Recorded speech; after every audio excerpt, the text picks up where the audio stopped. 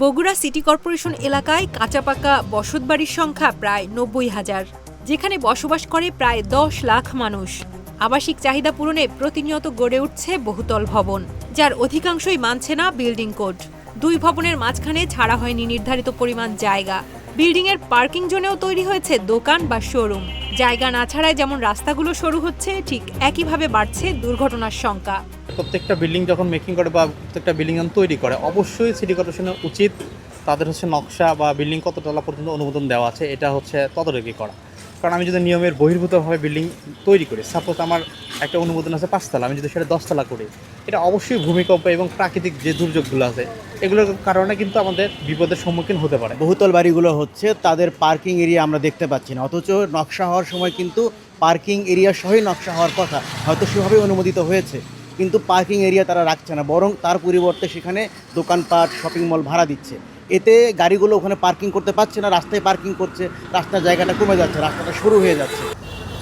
পৌরসভা থাকাকালীন অনুমোদনের অতিরিক্ত উচ্চতা থাকায় ১০০টি ভবনের বর্ধিত অংশ অপসারণের নোটিশ দেওয়া হয়। তবে সিটি কর্পোরেশনে উন্নীত হওয়ায় সিটি কর্পোরেশন আইন অনুযায়ী বর্ধিত অংশের বৈধতা চান ভবন মালিকেরা। পৌরসভার যে আইন ছিল সেই আইন থেকে যখন সিটি কর্পোরেশন উন্নীত হয়েছে, কাজেই সম্প্রসারণ বিল্ডিংয়ের ব্যাপারে বর্ধিত কর কিংবা কম্পেনসেশন নিয়ে যেন এটাকে একটা ব্যবস্থার মধ্যে রাখা হয়, যাতে ভবন মালিকরা উপকৃত হবে এবং আবাসন সংকটের জায়গাগুলো থেকে মানুষ সমাধান পাবে।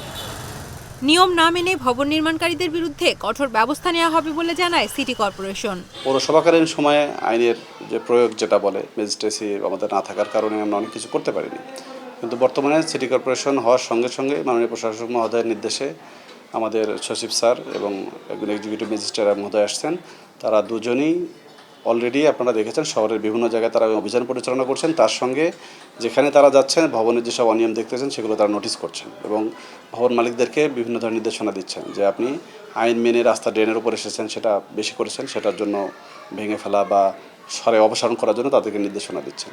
তো সেই ধারাবাহিকতায় আমরা যে ভবনগুলো অলরেডি আছে সেগুলোর ভিতরে যেগুলো নোটিশ করেছি সেগুলো আমরা পর্যালোচনা করার সিদ্ধান্ত নিয়েছি এবং আমাদের প্রশাসক মহোদয় আমাদেরকে নির্দেশ দিচ্ছেন, আমরা তালিকা করে এগুলোর বিষয়ে আমরা একটি সমন্বিত অ্যাপ্রোচে যাব ইনশাআল্লাহ।